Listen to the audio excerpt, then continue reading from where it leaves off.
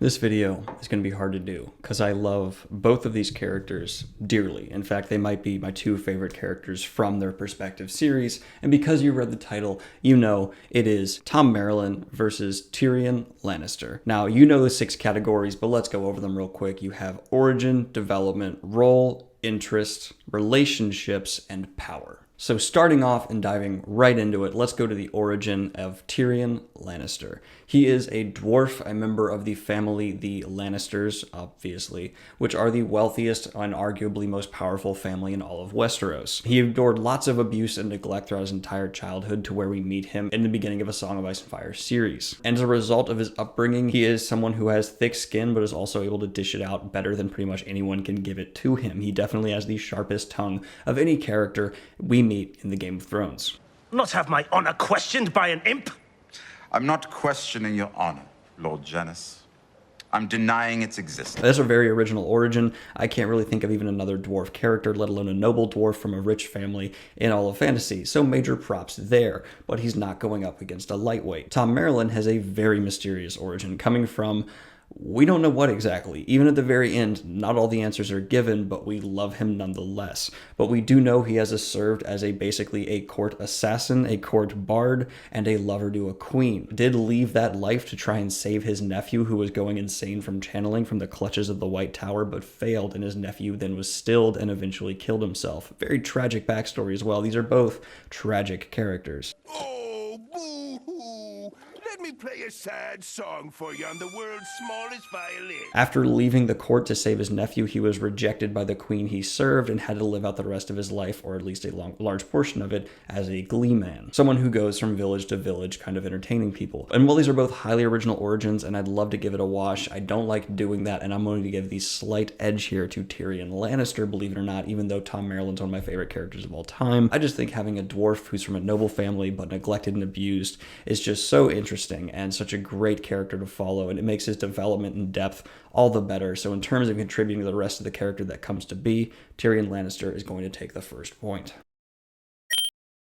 Next up, we have the development of the character themselves. How much do they change throughout the series? Well, one actually develops, and that is Tyrion Lannister. Thom Merrilin himself just kind of becomes more and more unveiled to us. He is just a mystery that is slowly unwrapped. Neither one of these methods of showing a character is better than the other. I actually quite a bit enjoy the unraveling of good mystery. But Tyrion does develop more and more throughout the series. The hurt and pain become unbearable for him, and he eventually starts lashing out back at his family, something that is long overdue. One word, and I hit you again. Thom Merrilin, on the other hand, never actually gets fully unveiled. There are aspects to his life not even the most diehard Wheel of Time fan can know. We just begin to understand why he is the way he is. Someone who's been through so much and served so many and influenced the world so greatly, reduced so low, is absolutely an interesting unveiling for the reader. But Tyrion's development of slowly becoming to resent, reject, and fight against his family is fascinating. It is executed marvelously in the books and TV show. Peter Dinklage's performance of that slow transition is marvelous. I will hurt you for this. A day will come when you think you're safe and happy, and your joy will turn to ashes in your mouth. I'm actually going to give Tyrion Lannister the second point here as well when it comes to development. Yes, Tom's mystery is absolutely fascinating, but Tyrion's given more time to develop, and his development has more of a role in the overall plot, and I seriously enjoy how it happens, so I'm giving him the second point as well. Next up, we have the role they play in the world they're in. Tyrion Lannister's role changes quite a bit, going from Hand of the King to a rejected member of the family once again, back to some power later on, and this kind of roller coaster ride of his position is interesting to follow and gives him a lot of weight here. This shifting of his position also helps develop his character quite a bit, so I'm going to give him major points there. Tom, on the other hand's role does take a back seat sometimes, but he is kind of the spider for the light. He does a lot of work for Rand behind the scenes, helping him move forward. And Tom's role as a mentor to our main protagonist cannot be ignored. They would not have gotten through the Eye of the World without him. That is unquestionable. He really prepared these young farm boys for the brutal world around them, and that is a key, huge role, and his usage of it is far more interesting to me than Tyrion. Tyrion's more about character, while Tom's role, for me, was much more interesting in how his actual origin played into it, because it lended to that mystery. How does this Gleeman know so much? So for role, I'm going to go ahead and give this point to Thom Merrilin. Next up, we have interest for the reader. Who is the reader more interested in? This is really hard to decide because, yes, Tyrion, you kind of probably feel more emotions towards and sympathy and want to see him have a happier ending, but Thom's mystery is certainly going to captivate quite a few readers. It really comes down to execution here. And with a slight edge, once again, I'm leaning Tyrion Lannister. This is now going to be 3-1 against Thom.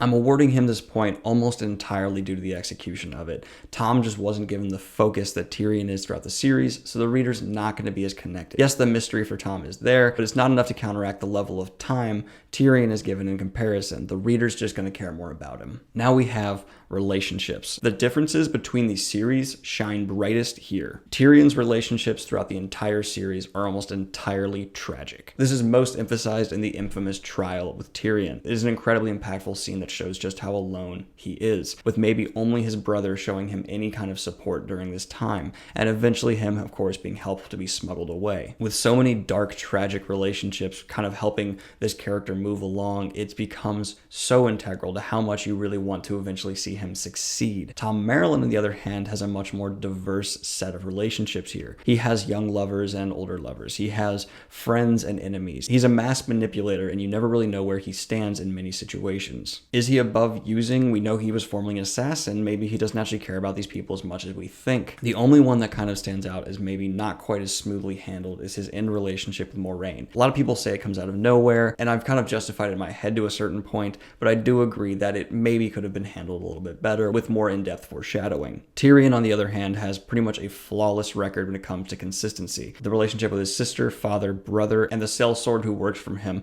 develop and are shown as clearly as possible. And once again, it's a difference between series and writing style, but I'm going to actually give this point here to Tyrion Lannister. He's already dead!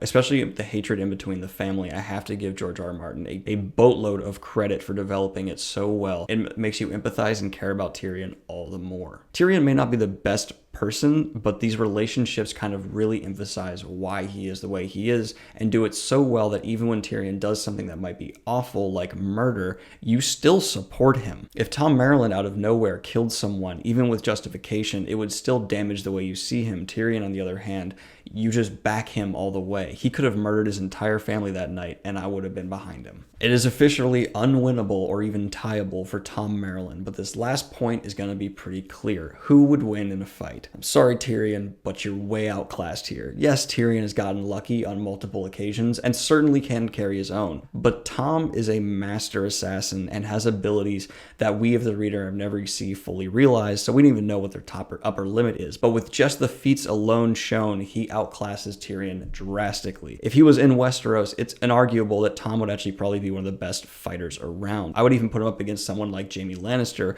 with the level of trickery his hands can do. We see this in characters that learn from him like Matt. His fighting style is hit fast and without your enemy seeing, and he does it marvelously. Even the Aiel are blown away by Thom Merrilin's ability with the dagger. That right there says all you really need to know. So yes, Thom gets the last point, but Tyrion Lannister gets the win overall by a lot.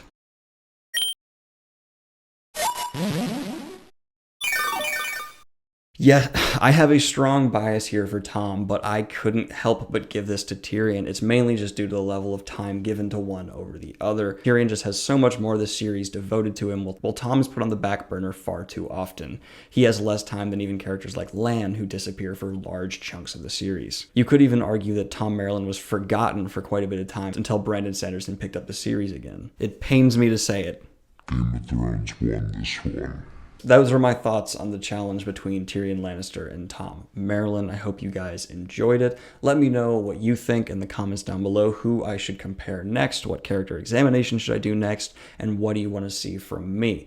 I am currently reading the second book in A Song of Ice and Fire, and I may actually put it down after the second book and just polish it off of the TV show and jump over to another series. I know A Song of Ice and Fire is definitely worth reading, but it's so long and I have so many things I want to read, I might just jump off it for a bit and maybe finish at a later time. I hope you guys are having a wonderful start to your week. Like and subscribe if you have not already. Hit the Patreon down below if you're feeling extremely generous and want to support what I do here. See you guys around soon. Expect a video Monday. Peace.